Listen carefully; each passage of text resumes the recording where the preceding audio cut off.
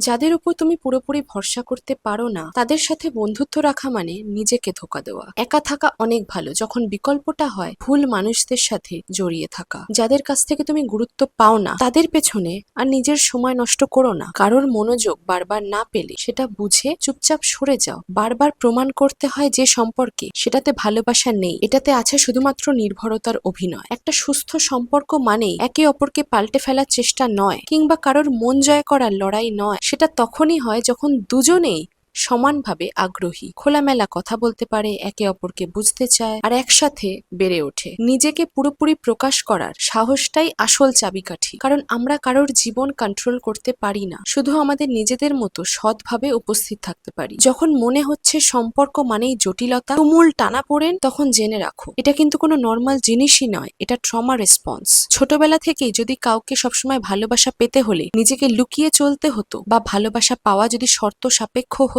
তাহলে আজকেও হয়তো তোমার ভিতরে সেই ভুল বিশ্বাস গেঁথে গেছে। এখন সময় হয়েছে পুরনো প্রোগ্রামকে ডিলিট করার। নিজের মানসিক শান্তিকে অগ্রাধিকার দাও। সম্পর্কগুলোকে সহজ করো, গভীর সম্পর্ক বানাও, সংখ্যায় নয় মানের দিক দিয়ে সমৃদ্ধ হোক সেটা। এমন মানুষের সাথে থেকো যারা নিজেকে বোঝে, নিজের ওপর কাজ করে আর খোলামেলা কথা বলে। এমন জায়গায় থেকো যেখানে তোমার অস্তিত্ব সম্মান পায়, সেখানে থেকে শুধু যেন সহ্য না করে যায়। আর যদি এমন কেউ না থাকে, সমস্যা নেই, নিজের সঙ্গে সময় কাটাতে শেখো, নিজের একাকিত্বকে ভালোবাসতে শেখো। নিজেকে ভালো না বাসলে ভুল মানুষদের ভালোবাসা সহজেই ফাঁদ হয়ে দাঁড়ায়।